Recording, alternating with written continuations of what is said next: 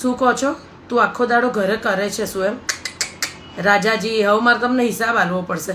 પાણીમાં ભેંસ બેસી રહે ને એ રીતે 10 મિનિટ બેસી રહો. હલ્યા ને તો ટેટવો દબાઈ દઈશ. અત્યારે તો સિઝન ચાલ જ છે, બરોબર છે?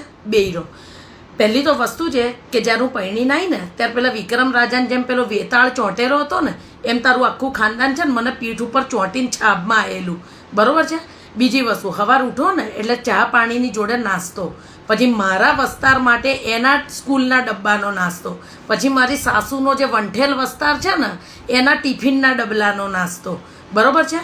તમારી માં મંદિર જાય ને એટલે એના માટે ફ્રૂટ કાપવાના, આવે એટલે ગરમ રોટલી બનાવી આલવાની, બરોબર છે? 4 વાગે ઊંઘીને ઉઠો એટલે ચા પાણી જોડે રોજના નવા એને મમરા વઘારી આલવાના.